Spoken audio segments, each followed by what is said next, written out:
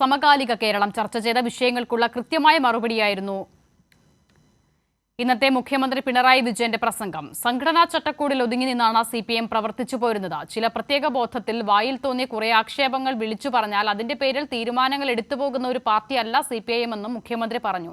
ആ പാർട്ടിയെ തന്നെ തെറ്റിദ്ധരിപ്പിച്ചു കളയാമെന്ന് ആരും ധരിക്കേണ്ടതില്ല. വർഗീയ ശക്തികൾ പിന്നിലുണ്ടെന്ന് കരുതി നാക്ക് വാടകയ്ക്ക് കൊടുത്ത് എന്തും വിളിച്ചു പറഞ്ഞു കളയാം.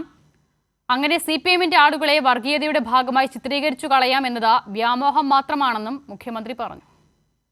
നമ്മുടെ സംസ്ഥാനത്തെ ഏതെങ്കിലും ഒരു ജില്ലയിൽ ഏതെങ്കിലും ഒരു മതവിഭാഗത്തെ കുറ്റപ്പെടുത്തുന്ന സമീപനം എൻ്റെ ഭാഗത്തു നിന്നും ഒരിക്കലും ഉണ്ടായിട്ടില്ല.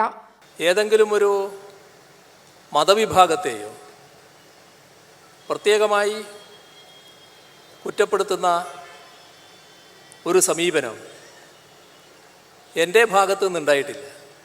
ഇപ്പോൾ വർഗീയ ശക്തികൾ, വർഗീയത, അതിന് ശക്തമായി തന്നെ എല്ലാ ഘട്ടത്തിലും വിയോജിപ്പുകൾ രേഖപ്പെടുത്താറുണ്ട്.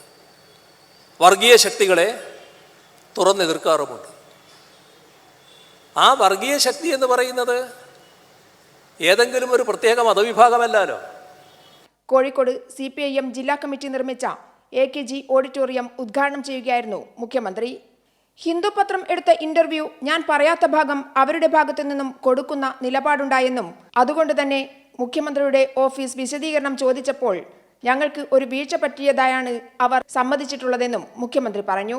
സ്വർണ്ണക്കടത്തുമായി ബന്ധപ്പെട്ടിട്ടുള്ളതാണ് പ്രശ്നം. നമ്മൾ കോഴിക്കോട് അന്താരാഷ്ട്ര വിമാനത്താവളം, കോഴിക്കോട് വിമാനത്താവളം എന്നാണ് പേരെങ്കിലും അത് കരിപ്പൂരിലാണല്ലോ, മലപ്പുറം ജില്ലയിലാണല്ലോ സ്ഥിതി ചെയ്യുന്നത്. ആ എയർപോർട്ട് വഴിയുള്ള സ്വർണ്ണക്കടത്ത് മലപ്പുറം ജില്ലയിലുള്ള കേസായിട്ടാണ് രേഖപ്പെടുത്തുക. അതാ ജില്ലക്കെതിരായുള്ള കാര്യമല്ലല്ലോ.